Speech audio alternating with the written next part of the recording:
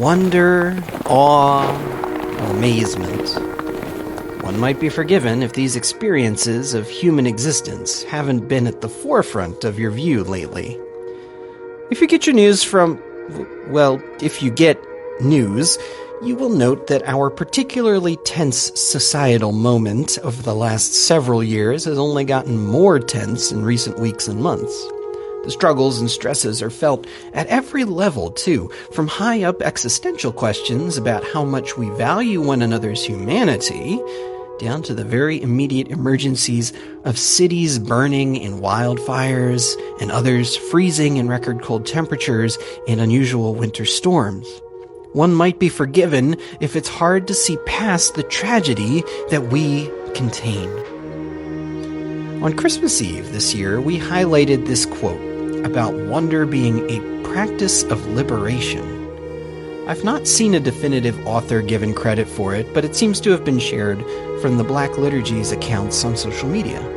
It's a reminder that something in the deepest core of our human identity revolves around being created as an expression of God's love, and thus as an expression of beauty. It is our encounter with this beauty that invites awe, amazement, and wonder. But how do we get so far from this sentiment in our lived-out experience of the world? Well, in short, Christian language has a word for it. Sin.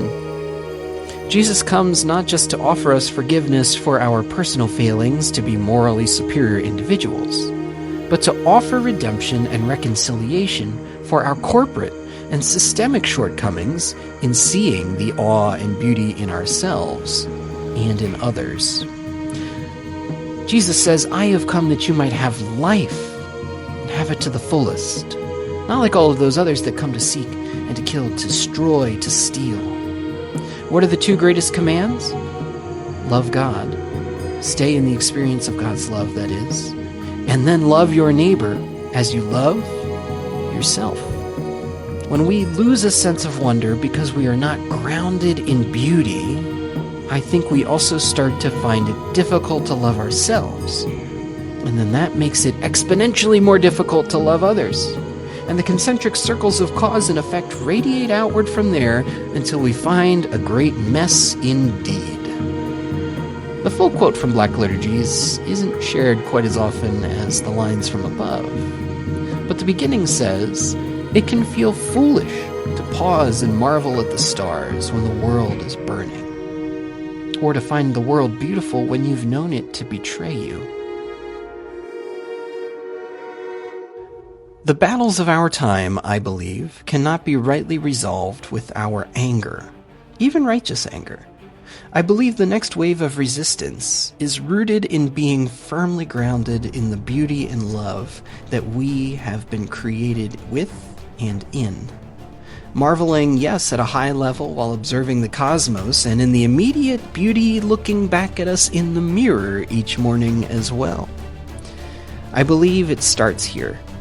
We human beings contain so much more than we give ourselves space for. Beauty is our origin, and will be our anchor as well. And if you do feel foolish thinking about such things, don't worry.